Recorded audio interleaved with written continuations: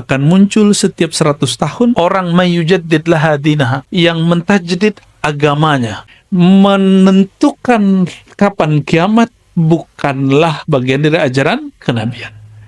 Tapi perkiraan tentang Dajjal, Mahdi itu masih oke. Yang nggak boleh itu apa? Kapan si waktu bernama kiamat terjadi, itu nggak boleh.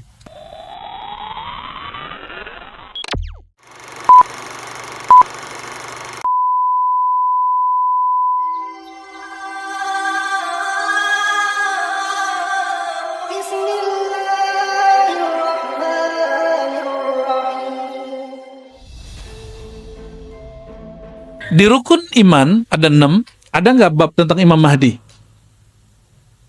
Nggak ada.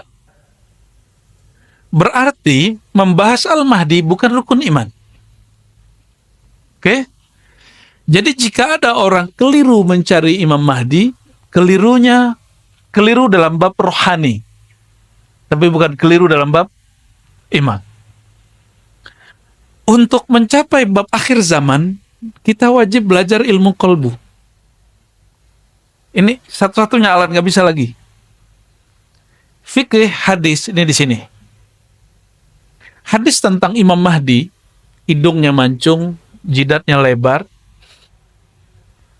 Dan saya sudah banyak didatangin orang yang hidungnya mancung dan jidatnya lebar ngaku Imam Mahdi. Jadi saya tanya, apa bukti kalau Anda itu Mahdi? Lihat hidungku dari samping, katanya. Lihat jidatku. Akulah sang Mahdi yang kamu cari-cari itu, yang kamu tunggu-tunggu itu. Ya, saya mau ketawa, takut dosa. Tapi itu terjadi. Dan yang paling sedih apa? Orang halu merasa dirinya lah sang Mahdi. Karena habis pandemi kemarin, itu tambah banyak orang halu bahwa dialah Al-Mahdi. Emang Al-Mahdi mesti pandemi dulu baru ketahuan. Ya. Jadi kekeliruan dalam bab kemahdian itu kekeliruan spiritual, rohani. Dia tidak berimplikasi kepada iman dan Islam. Dia masih Muslim, dia masih mukmin, tapi rohaninya keliru. Ini tolong digarisbawahi ya. Tolong digarisbawahi. Jadi kalau nanti ada orang ngaku Imam Mahdi, dia masih mukmin. Dia masih seandainya dia benar, dialah sang walinya. Jika dia salah, dia pembohong, tapi dia tidak kafir, dia tidak murtad. Jika ada kelompok pengikut Imam Mahdi tertentu, Mahdi, ada Mahdi, jadi Jawa kan? Maka orang ini, dia hanya keliru secara rohani, tapi implikasinya, kalau umurnya panjang mungkin dia jadi pengikut Dajjal.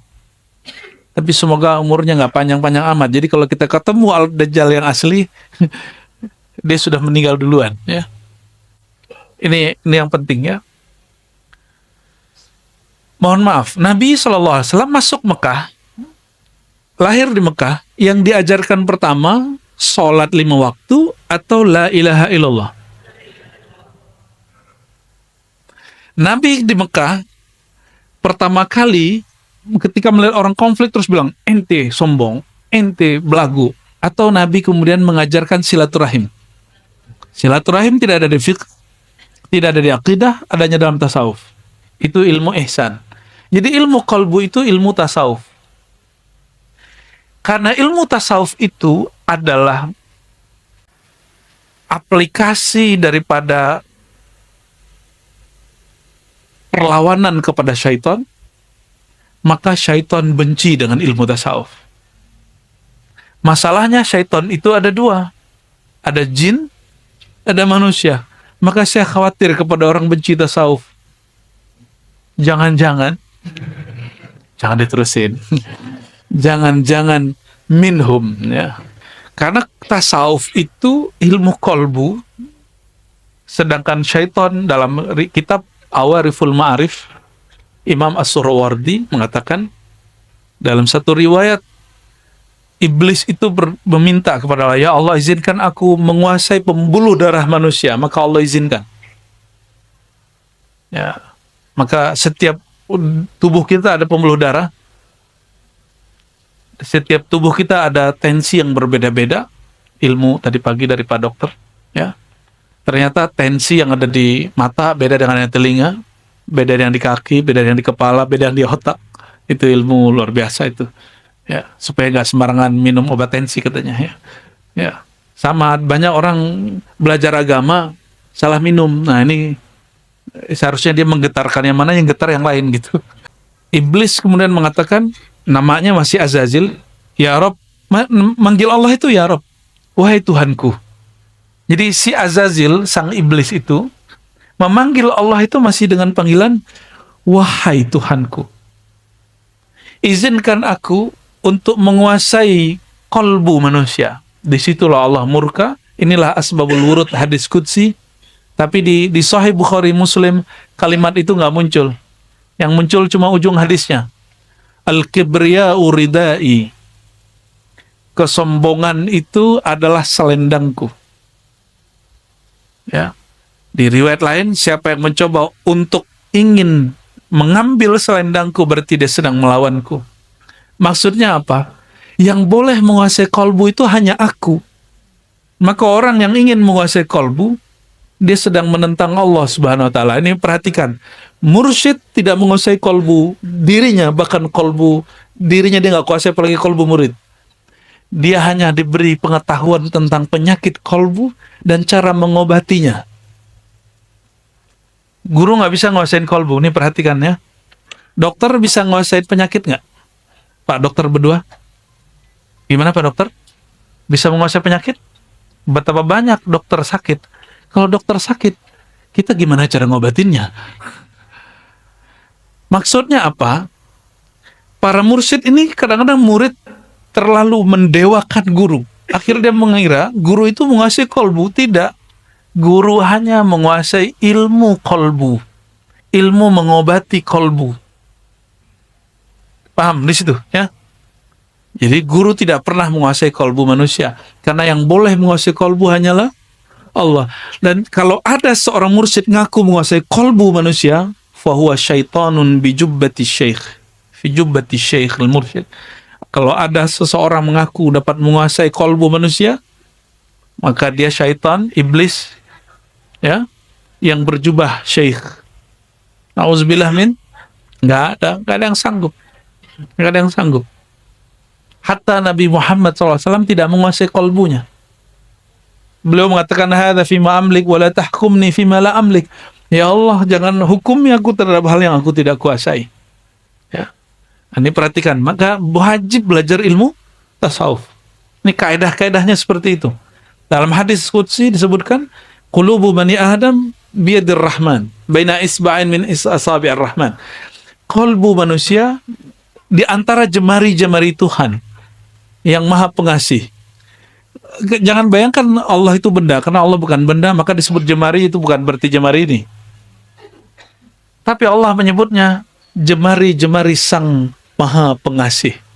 Berarti kolbu itu hanya dapat disentuh, digerakkan oleh rahmah, kasih sayang.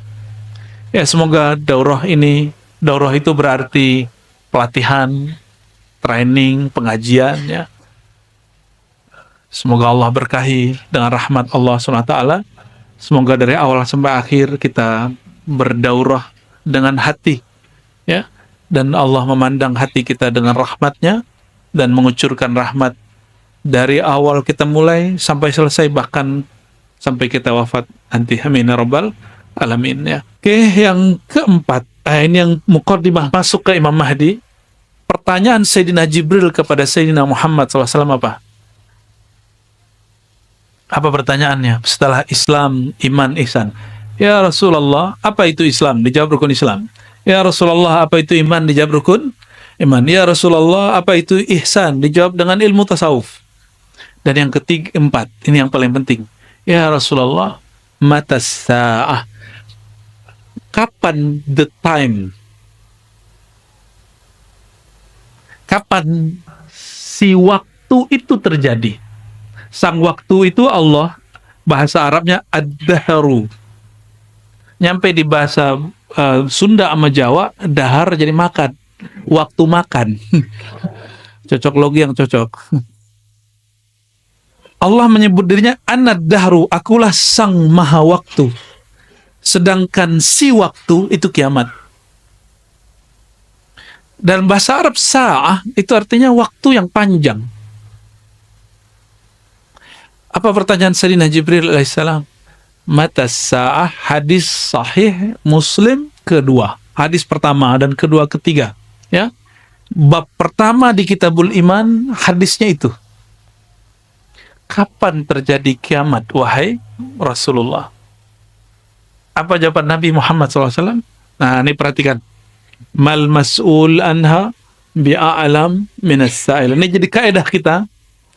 Tidaklah yang ditanya lebih tahu daripada yang bertanya. Selevel Nabi Muhammad SAW, masalah si waktu itu bagi dia misteri.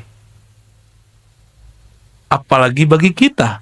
Maka kalau ada orang mengukur umat, mengukur kiamat kapan, dia sudah melewati Sayyidina Muhammad SAW, sudah melewati Sayyidina Jibril. Ini sudah dua kaidah. Tadi kaidah qalbu, sekarang kaidah yang ketiga. Kedua, apa itu? Tauqit akhir zaman, tauqitus sa'ah, laysa min manhaj an-nabawiyah. Menentukan kapan kiamat bukanlah bagian dari ajaran kenabian. Tapi perkiraan tentang Dajjal, Mahdi, itu kan, itu masih oke. Yang nggak boleh itu apa? Kapan si waktu bernama kiamat terjadi, itu nggak boleh.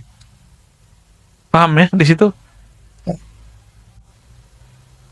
Kalau mengenai waktu lahirnya pembaharu, itu Nabi sendiri yang mengajarkan, sallallahu alaihi wasallam. Apa kata beliau? Akan muncul setiap 100 tahun, hadis Abu Daud ya, orang mayujaddid laha dinaha, yang mentajdid agamanya.